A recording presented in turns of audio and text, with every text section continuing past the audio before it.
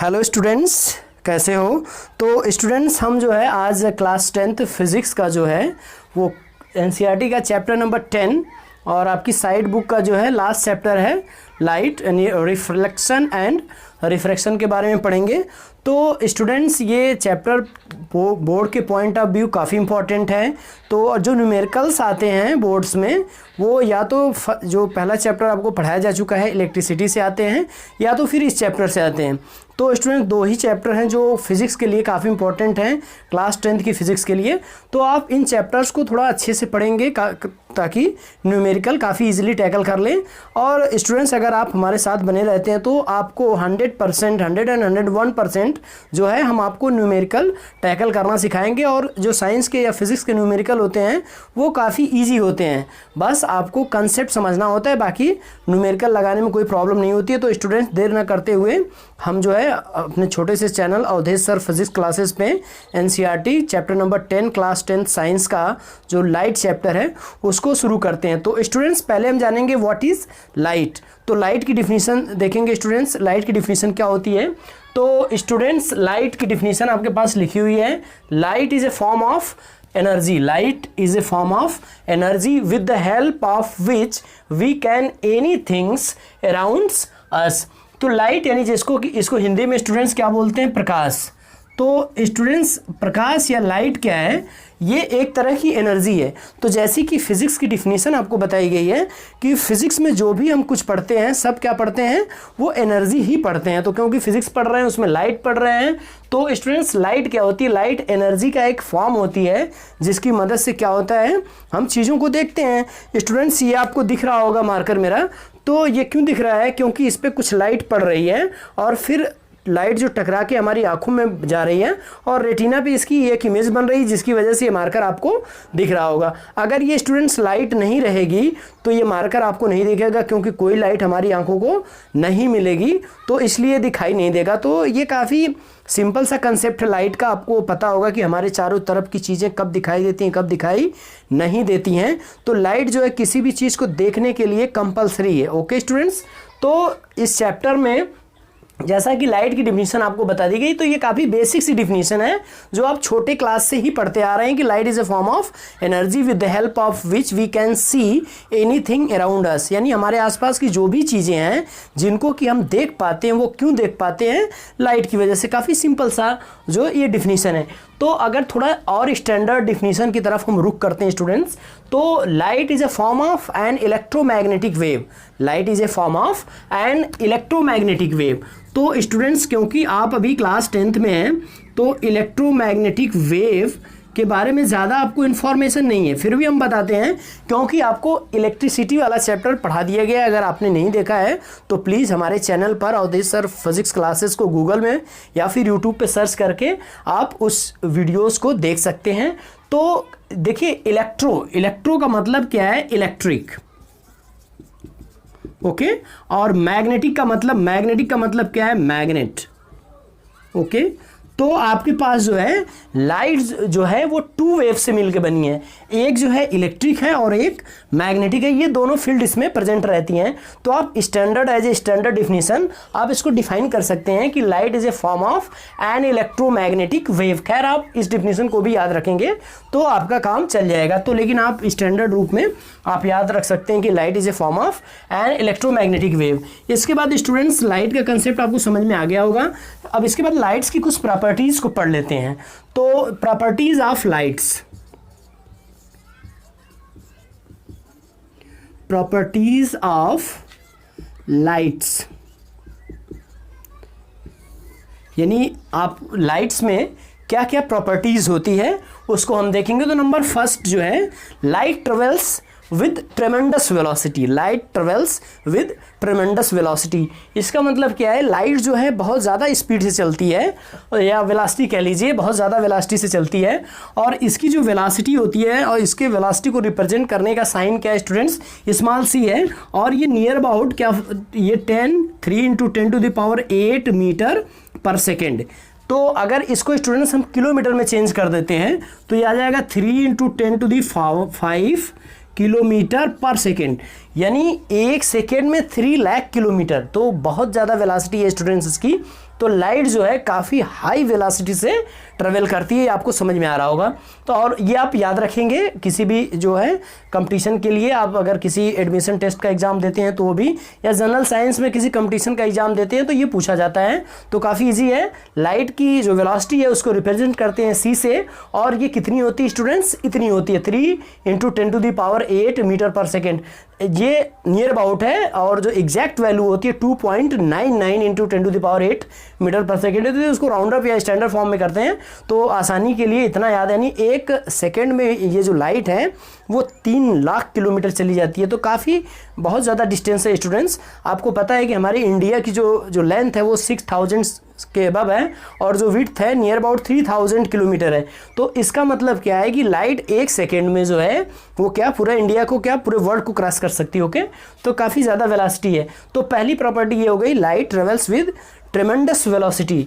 और दूसरी प्रॉपर्टी क्या है, light travels in straight line. Light travels in straight line.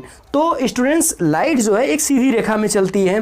तो इसको हम कैसे प्रूफ करेंगे कि लाइट एक सीधी रेखा में चलती है? तो छोटे क्लासेस में आपको तमाम तरह के प्रूफ बताए गए होंगे कि जैसे स्टूडेंट्स अगर हम ये अपना हाथ ऐसे करते हैं तो इसके ऊपर शैडो बनता है। तो इसका मतलब क्या है कि कुछ लाइट को ये जो है ये इंटरप्ट कर रहा है, इसलिए शैडो बन रहा है।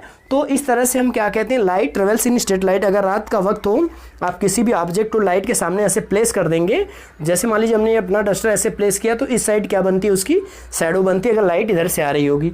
तो इससे पता चलता है कि लाइट क्या है स्टूडेंट्स, जो है एक स्ट्रेट लाइन में चलती है। तो दूसरी प्रॉपर्टी समझ में आ गई हो आपको। फिर इसके बाद स्टूडेंट थर्ड प्रॉपर्टी क्या है, light is A transverse wave. Light is A transverse wave. तो स्टूडेंट्स ये ट्रांसवर्स वेव क्या होता है? तो ट्रांसवर्स वेव, इसको आपको क्लास 9th में बताया गया होगा। क्लास 9th में फिजिक्स आपने साउंड पढ़ा होगा, तो उसमें वेव बताया गया होगा 2 टाइप्स की होती हैं, ठीक है, लॉन्गिट्यूडनल एंड ट्रांसवर्स। तो ट्रांसवर्स का मतलब क्या होता है कि जो वाइब्रेटिंग पार्टिकल हैं, लाइट में जो वाइब्रेटिंग पार्टिकल हैं, वो जो डायरेक्शन होती है इसके प्रोपोगेशन के, उसके कैसे होते हैं, परपेंडिकुलर होते हैं। ओके, तो सपोज करिए कि अगर लाइट इस डायरेक्शन में जा रही है तो जो इसकी वाइब्रेटिंग पार्टिकल होंगे वो कुछ इस कदर होंगे। तो आपको वहाँ पे वेव पढ़ाया गया होगा, तो हम ज़्यादा यहाँ पे डिस्कस नहीं करेंगे। तो light is a form of transverse wave. तो ये कुछ चुनिंदा स्टूडेंट्स प्रॉपर्टी थी कि लाइट आपको समझ में आ गया होगा कि जो लाइट है वो काफ़ी ज़्यादा वेलोसिटी से ट्रेवल करता है, और इसकी इतनी वेलोसिटी होती है, आपको ये याद रखना है। फिर इसके बाद दूसरी प्रॉपर्टी क्या बताई गई कि light travels in straight line और रेक्टिलिनियर मोशन, जिसकी वजह से क्या होता है कि वो शैडो क्रिएट करती है। फिर इसके बाद अगली प्रॉपर्टी आपको बताई गई कि light is a form of transverse wave. Light जो एक ट्रांसवर्स वेव होती है, इसका मतलब क्या है कि लाइट में जो पार्टिकल वाइब्रेट करते हैं वो जो डायरेक्शन ऑफ प्रोपोगेशन होती है उसके परपेंडिकुलर इस तरह से कुछ 90 डिग्री का एंगल क्रिएट करते हुए वाइब्रेट करते हैं। तो ये स्टूडेंट्स बेसिक सामने जो इंट्रोडक्शन दिया लाइट के बारे में। इसके बाद स्टूडेंट्स जो है हम आपका सिलेबस जो है शुरू करते हैं। तो स्टूडेंट्स आपके सिलेबस की पहली टॉपिक, जैसा कि आप नाम देख रहे हो, रिफ्लेक्शन एंड रिफ्रैक्शन। ओके, तो स्टूडेंट्स हम क्या करेंगे, पहले पढ़ेंगे रिफ्लेक्शन। तो इसको जानते हैं कि रिफ्लेक्शन क्या होता है, रिफ्लेक्शन, और इसको हिंदी में क्या बोलते हैं स्टूडेंट्स, परावर्तन। तो थोड़ा इसको समझ लेते हैं फिर इसको डिफाइन करते हैं। तो रिफ्लेक्शन, रिफ्लेक्ट होना, जैसे बोलते हैं ना हमारी इमेज बहुत अच्छी रिफ्लेक्ट हो रही है, या हमने जो पढ़ा सामने वाले से अच्छा रिफ्लेक्शन आ रहा है। तो रिफ्लेक्शन का मतलब, रिफ्लेक्ट का मतलब क्या होता है, किसी चीज़ का कहीं से टकरा कर वापस आना, किसी चीज़ का टकरा कर वापस आना। तो स्टूडेंट्स क्योंकि हम लाइट पढ़ रहे हैं, लाइट की डिफिनीशन प्रॉपर्टीज़ देख लिया हमने, तो रिफ्लेक्शन को पहले काफ़ी इजी समझेंगे, और ये बोर्ड में बहुत पूछा जाता है स्टूडेंट्स। तो या तो ये 1 मार्क्स में, या तो 2 मार्क्स में, या 3, ये सभी जगह पे आपको मिल जाएगा। तो ये काफ़ी इंपॉर्टेंट है बोर्ड के पॉइंट ऑफ व्यू, और इसका कंसेप्ट बहुत इजी है। अगर आप एक बार अच्छे से देख लेते हो तो मुझे नहीं लगता कि आप भूल पाओगे इसको। तो रिफ्लेक्शन, रिफ्लेक्शन का मतलब है, जैसे रिफ्लेक्ट का मतलब क्या होता है, देखिए हिंदी में लिखा गया परावर्तन, तो जो स्टूडेंट्स हिंदी मीडियम वाले हैं वो भी समझेंगे। परावर्तन का मतलब क्या होता है, किसी चीज़ का टकरा कर वापस आना। जैसे स्टूडेंट्स ये हमारे पास डस्टर है, हमने एक सपोज करिए कि एक बॉल लिया है, तो अगर हम इसको हिट करेंगे तो बॉल क्या होगी, टकरा के हमारी तरफ वापस आएगी। तो ये रिफ्लेक्शन होता है। तो रिफ्लेक्शन को हम डिफाइन जब करेंगे कि रिफ्लेक्शन क्या होता है, तो सिंपल सा एक लाइन बोल सकते हैं, bouncing back of light from A shiny surface और स्मूथ सरफेस। या और भी डिफाइन कर सकते हैं कि when a beam of light falls on smooth surface, when a beam of light falls on smooth surface, then it is returned back in its original direction, which is known as reflection of light। तो student जैसे ये आप इसको देखिए, suppose करिए कि हमने एक मिरर लगा दिया यहाँ पे। मिरर आपको समझ में आता होगा, एक शाइनी सरफेस है, ओके। तो हमने क्या किया, एक मिरर लगा दिया। तो अगर हम इस डायरेक्शन से इस पे लाइट इंसर्ट करते हैं तो ये क्या होगा कि ये लाइट जो है टकरा कर ये वापस आएगी, ओके। ये लाइट है क्या करेगी, टकरा कर वापस आएगी। तो इसी को स्टूडेंट्स क्या कहते हैं, रिफ्लेक्शन कहते हैं। आप इसको प्रैक्टिकली देख सकते हो, आपके घर में कोई भी मिरर होगा, आप रात के वक्त एक मिरर लीजिए और एक टार्च लीजिए। सपोज करिए ये हमारे पास एक मिरर है और ये टार्च है। तो जब हम इसको ऐसे जलाएंगे, टार्च को ऑन करेंगे, तो इससे लाइट निकलेगी, ऐसे जाएगी, इस पर हिट करेगी और फिर टकरा के हमारी ही तरफ वापस आएगी। आप इसको रात के समय प्रैक्टिकल कर सकते हैं जैसा कि दिखाया गया। ये सपोज करिए एक मिरर है, हमने यहाँ से क्या किया, एक टार्च जलाई, ओके स्टूडेंट्स। तो जब हम टार्च जलाएंगे, टार्च से लाइट ही ऐसे निकलेगी। तो अब क्या होगा कि ये लाइट देखिए ऐसे आएगी और फिर टकरा के ऐसे वापस चली जाएगी। तो इस फिनोमिना को क्या कहते हैं स्टूडेंट्स, रिफ्लेक्शन कहते हैं, ओके। तो ये आपको समझ में आ रहा होगा। तो सिंपल सी डिफिनीशन है, bouncing back of light, bouncing back of light, bouncing back of light from a smooth surface is known as reflection of light, okay. तो ये आप सिंपल सी डिफिनीशन लिख सकते हैं, bouncing back of light from a smooth surface is known as reflection of light. तो ये काफ़ी आसान सा एग्जाम्पल है आपके पास, आप इसको प्रैक्टिकली देख भी सकते हो। तो होप करते हैं आपको समझ में आया होगा। एक बार फिर से रिकॉल करते हैं कि रिफ्लेक्शन क्या होता है स्टूडेंट्स। तो लाइट का किसी शाइनी का मतलब क्या है, चमकदार अगर सरफेस पे लाइट पड़ती है तो वो क्या होता है, टकरा के फिर वापस आ जाती है। तो स्टूडेंट्स इसी को हम क्या कहते हैं, रिफ्लेक्शन कहते हैं, ओके। तो अब जैसे इसमें कुछ टर्मिनोलॉजी इस्तेमाल होती है, उसको आपको बता दिया जाए। ये आप इसको एज ए कंसेप्ट या एज ए स्टैंडर्ड रिजल्ट आप इसको याद रखेंगे, ओके। तो स्टूडेंट्स पहले आता है रे। क्या होती है रे? तो रे जैसा कि आपको ज्योमेट्री में पढ़ाया गया होगा, a single unidirectional line is known as ray. Line क्या होता है, ठीक है, anything infinite in extent is known as line. तो रे क्या होता है, अगर किसी लाइन की डायरेक्शन यूनिडायरेक्शनल हो जाए, यानी एक डायरेक्शन में हो जाए, तो इसको हम रे बोलते हैं। तो क्योंकि लाइट के रूप में लिख रहे हैं तो लाइट रे बोलेंगे। तो रे जब हम बोलेंगे तो एक सिंगल लाइट को हम इंडिकेट कर रहे हैं, ओके। अगर हमने बीम बोल दिया, क्या बोल दिया स्टूडेंट्स, बीम ऑफ लाइट। तो बीम ऑफ लाइट का मतलब क्या है, कलेक्शन ऑफ रे। बहुत सारी रे अगर एक जगह से निकल रही हैं तो हम उसको बीम बोलेंगे। तो ये आप टर्मिनोलॉजी को समझेंगे कि रे का मतलब है एक सिंगल लाइट और बीम का मतलब है collection of light. Collection of large number of ray is known as beam. और स्टूडेंट्स एक कंसेप्ट और आपको याद रखना है कि जब भी हम कोई फिगर बनाएंगे, क्योंकि लाइट में बहुत सारे फिगर हैं, तो जब भी हम कोई फिगर्स बनाते हैं तो क्या होगा कि उसमें लाइट को जो है हमेशा हम जो है लेफ्ट टू राइट का इस्तेमाल करेंगे। ये कोई स्टैंडर्ड रूल नहीं है, लेकिन इसको मान के चला जाता है कि किसी भी सरफेस पे लाइट जो देखिए हमारा क्या है, लेफ्ट हैंड है, ये राइट हैंड है। तो हमेशा लाइट जो स्टूडेंट्स लेफ्ट से राइट की तरफ हम इंसिडेंट करेंगे किसी भी फिगर के ऊपर। तो ये आपको काफ़ी बेसिक से कंसेप्ट बताए जा रहे हैं, तो ये आपको समझ में आना चाहिए, ओके। तो ये आपको समझ में आ गया। जब भी हम लाइट का जो डायग्राम बनाएंगे या रे बनाएंगे, बीम बनाएंगे, तो हमेशा ये ख्याल रखेंगे कि लेफ्ट से ही हम उस पर इंसर्ट करेंगे लाइट को। तो ये आपको समझ में आ गया होगा। तो अब देखिए रिफ्लेक्शन आपको समझ में आ गया कि जब लाइट किसी एक प्लेन सरफेस पे पड़ती है तो टकरा के क्या होती है, वापस आ जाती है। जस्ट लाइक ए बॉल, अगर हमारे पास एक बॉल हो और अगर हम इस पे हिट करें तो क्या होगा स्टूडेंट्स, ये वापस आ जाएगा टकरा के। तो उसी तरह लाइट जो है टकरा के वापस आती है। अब स्टूडेंट्स जो और इंपॉर्टेंट है इसमें, laws of reflection. Laws of reflection, laws of reflection यानी परावर्तन के नियम। तो स्टूडेंट्स ये क्या होता है ये आपको बताया जाएगा, लॉज ऑफ रिफ्लेक्शन। तो रिफ्लेक्शन के कुछ रूल होते हैं, उनको हमें अब पढ़ना है। तो स्टूडेंट्स इसके पहले हम कुछ फिर टर्मिनोलॉजी जानेंगे। तो सपोज करिए हमारे पास क्या है, ये एक मिरर हमने लिया।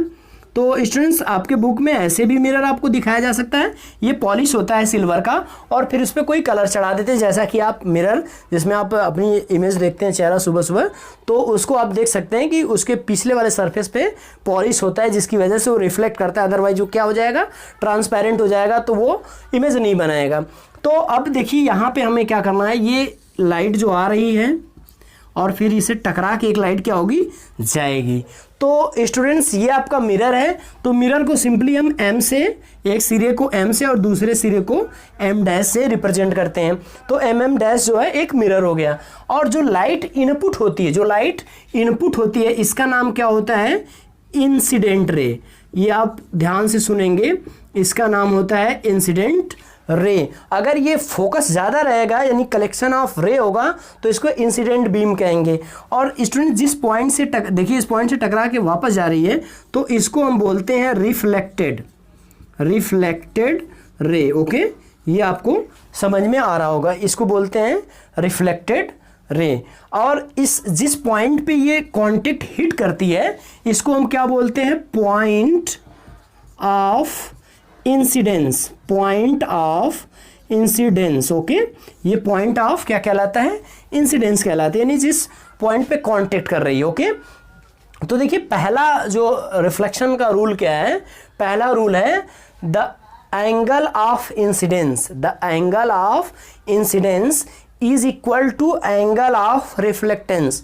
तो जिस, इसका मतलब क्या हुआ कि लाइट जिस एंगल से आती है उसी एंगल से क्या होती है, वापस चली जाती है। ओके, तो अब देखिए यहाँ पे अब एंगल ऑफ इंसिडेंस क्या होगा, इसको भी जानने वाली बात है। तो एंगल ऑफ इंसिडेंस क्या होता है, एंगल बिटवीन नॉर्मल। अगर हम इन दोनों का डिवाइडर यानी इस पर परपेंडिकुलर ड्रा कर दें तो स्टूडेंट्स इस लाइन को क्या कहते हैं, हम नॉर्मल कहते हैं। तो इस लाइन को क्या कहेंगे, हम नॉर्मल कहेंगे। तो नॉर्मल का मतलब क्या हुआ, a line perpendicular to the mirror, a line perpendicular to the mirror is known as normal. और इंसिडेंट एंगल क्या होगा, the angle between normal and incident ray, और इसको थीटा आई से रिप्रेजेंट करते हैं। और रिफ्लेक्टेड एंगल क्या होगा students, the angle between normal and reflected ray, और इसको हम क्या कहते हैं, थीटा आर कहते हैं। तो स्टूडेंट्स पहला रूल आपके पास क्या मिला कि एंगल आई यानी theta i equal to angle r. The angle of incidence is equals to the angle of reflectance। तो जिस एंगल से, कहने का मतलब क्या है कि ये लाइट आपके पास जिस एंगल से आएगी और ये फिर उसी एंगल से क्या होगा, वापस चली जाएगी। ओके, तो ये बात आपको समझ में आ रही होगी। ओके स्टूडेंट्स, तो पहला रूल क्या है, theta i equal to theta r यानी the angle of incidence equal to angle of reflectance. दूसरा रूल क्या है, देखिए दूसरा रूल क्या है, इसको आप ध्यान से सुनिए, incident ray, reflected ray and normal. आप ऐसे भी बोल सकते हैं incident ray, reflected ray, normal point of incidence lie in the same plane. इसका मतलब क्या हुआ कि इंसिडेंट रे का मतलब आई, रिफ्लेक्टेड रे का मतलब r, normal and point of incidence, point of incidence lies in the same plane, okay, incident ray, reflected ray, normal and point of incidence lies in the same plane। तो students ये same plane का क्या मतलब हुआ कि देखिए plane थोड़ा सा आपको जो है मेज़र करना होगा या इसको इमेजिन करना होगा। सपोज करिए कि जो हमारी ये पॉम है ये एक प्लेन है, ओके।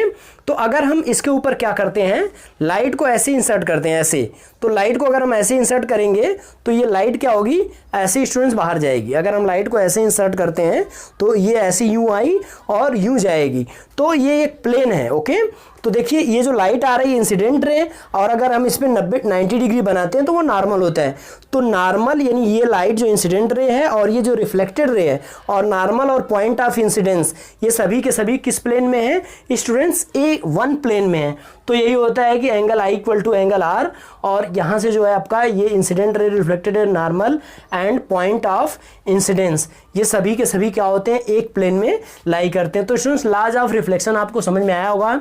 क्या है, एक रूल बनाया गया लाइट के रिफ्लेक्शन का। उसमें पहला क्या है कि जो एंगल आई होता है वो एंगल आर के बराबर होता है, और एंगल आई क्या होता है आपको बता दिया गया कि angle between normal and incident ray, angle between normal and incident ray is known as angle of incidence. और इसके बाद रिफ्लेक्टेंस एंगल क्या होता है, angle between reflected ray and normal.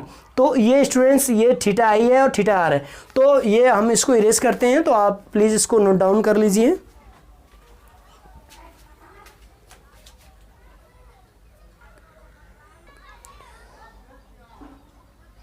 तो स्टूडेंट्स आपने इसको होप करते हैं कि राइट डाउन कर लिया होगा। फिर इसके बाद इसमें कुछ नेक्स्ट जो है आपके एग्ज़ाम में पूछा जाता है उसको स्टूडेंट्स बताते हैं। तो आपके एग्ज़ाम में देखिए इससे क्या आपको लॉज ऑफ रिफ्लेक्शन समझ में आया होगा। दो ही लॉ हैं, दो रूल आपको याद रखने हैं कि ये जो एंगल आई होता है वो एंगल आर के बराबर होता है, ओके। ये काफ़ी स्मॉल सी चीज़ है, आप याद रख सकते हैं। और दूसरी रूल क्या है कि जो ये रे आ रही है, जो जा रही है, जहाँ टकरा रही है, यानी जो ये रे आ रही है दैट इज इंसिडेंट रे, जो जा रही है that is reflected ray, and point of incidence all lie in the same plane. तो स्टूडेंट्स आपको जो है एग्ज़ाम में कभी कभी इससे कुछ क्वेश्चंस पूछ लिए जाते हैं कि अगर आपको, जैसे हमने कहा कि किसी भी मीडियम का जो एंगल ऑफ इंसिडेंस 45 डिग्री है, तो आपसे पूछा जाता है कि find angle of reflectance that is theta R. तो बड़ा आसान सा जवाब हुआ, क्योंकि आपको पता है, आप कहेंगे सर ने पढ़ाया है या रूल हम जानते हैं कि थीटा आई जो है यानी angle I equal to angle R के बराबर होता है। तो अगर थीटा ये 45 डिग्री आता है तो ये भी क्या हो जाएगा, ये 45 डिग्री हो जाएगा। तो ये आप इजीली 1 मार्क्स का क्वेश्चन यहाँ से सॉल्व कर सकते हैं, लेकिन इतना हलवा सा क्वेश्चन तो आने वाला नहीं है। तो देखिए इसमें एक टर्म और आता है ग्लांसिंग एंगल, ग्लांसिंग एंगल। तो स्टूडेंट्स आपको काफ़ी बारीकी से चीज़ें समझाई जा रही हैं, तो आप इसको समझने का प्रयास करेंगे। देखिए ये बहुत रेयर आपको मिलेगा ग्लांसिंग एंगल, तो हम ग्लांसिंग एंगल बताते हैं। तो स्टूडेंट्स ग्लांसिंग एंगल क्या होता है, आप इस फिगर को गौर से देखिए।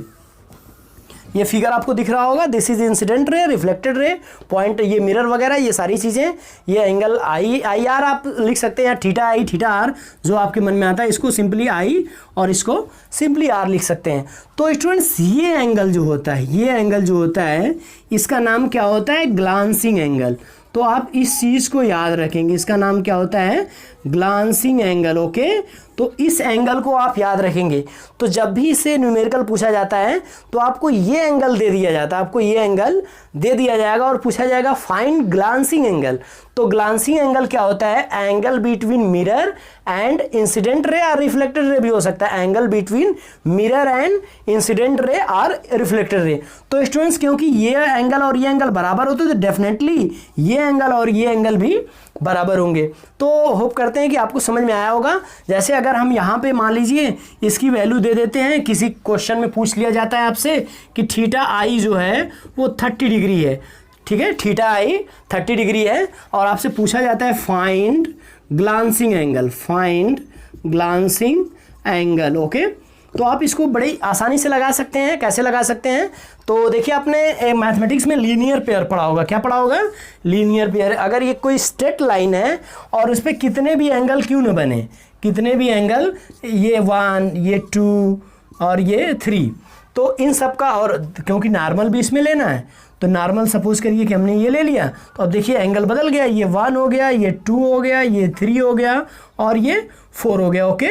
तो अब क्योंकि ये लीनियर पेयर बना रहे हैं तो angle 1 plus angle 2 plus angle 3 plus angle 4 ये कितना होने वाला है 180 होने वाला है। ओके स्टूडेंट, तो आपको ये पता होगा और ये आपको ये भी पता है कि ये एंगल 2 इक्वल टू एंगल 3 है, एंगल 2 इक्वल टू एंगल 3 है, क्योंकि हम लॉज जानते हैं लॉज ऑफ रिफ्लेक्शन से, और क्योंकि ये बराबर है 2 और 3 तो इसलिए एंगल 1 और equal to angle 4 for symmetry property. तो ये बराबर होंगे, तो अगर एक एंगल दे दिया जाता है तो आप इजीली फाइंड कर सकते हैं। तो जैसे ये 30 अगर आपको दे दिया तो ये भी 30 हो जाएगा, तो ये दोनों मिलके क्या हो जाएंगे 60 हो जाएंगे। अगर इसको हम x मान लेते हैं तो ये भी x हो जाएगा, तो x plus 60 equal to 180। Okay, ये आपको समझ में आ रहा होगा। तो ये 2x हो जाएगा और ये 120 हो जाएगा, तो x इक्वल टू निकालेंगे तो कितना आ जाएगा 60। आप मतलब ओरल इसका जवाब दे सकते हैं कि अगर ये 30 है तो ये भी 30 हो जाएगा, तो 30 कितना हो गया 60, और फिर क्योंकि 60 हो गया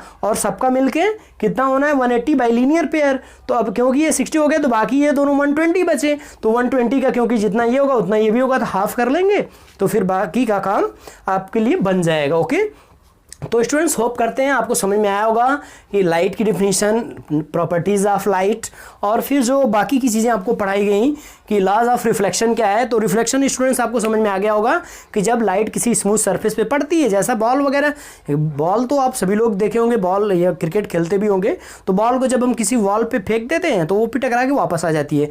तो ठीक वही लाइट की भी प्रॉपर्टी है कि लाइट जब किसी चमकदार शाइनी या स्मूथ सरफेस पे पड़ती है तो टकरा के क्या होती है फिर वापस चली आ जाती है। इसी को हम क्या कहते हैं रिफ्लेक्शन ऑफ लाइट कहते हैं। और उसके दो लॉज हैं कि भाई जिस एंगल से जाएगी उसी एंगल से वापस आएगी। इसके बाद क्या होता है कि जो तीनों इंसिडेंट रे, रिफ्लेक्टेड रे और पॉइंट ऑफ इंसिडेंस नॉर्मल, ये सभी एक प्लेन में होते हैं। तो ये काफ़ी जो छोटी छोटी चीज़ें बताई गई, रे क्या होती है, बीम क्या होती है, इंसिडेंट रे क्या होती है, रिफ्लेक्टेड रे क्या होती है, पॉइंट ऑफ इंसिडेंस क्या होता है, ग्लांसिंग एंगल क्या होता है। तो स्टूडेंट्स ये आप छोटे छोटे बुक से भी रिवाइज करेंगे तो काफ़ी बेहतर समझ में आ जाएगा। तो स्टूडेंट्स अगर आपको वीडियो अच्छी लग रही है और आपको हमारी टीचिंग पसंद आ रही है तो प्लीज़ आप चैनल को शेयर करिए, और बाकी हम ज़्यादा कुछ नहीं कहेंगे। अगर आपको वीडियो अच्छा लगता है तो आप प्लीज़ सब्सक्राइब करिए, अदरवाइज़ आप ना करिए, कोई वो ज़्यादा है नहीं। तो अगर आप हमारे साथ जुड़ते हैं तो आपको बेहतर से बेहतर और कंप्लीट जो सिलेबस है, तो हम जो है फिज़िक्स का, मैथ्स का कंप्लीट सिलेबस कराने वाले हैं। ओके स्टूडेंट्स, थैंक्स, आज के लिए इतना ही, मिलते हैं नेक्स्ट वीडियो में, तब तक के लिए बाय।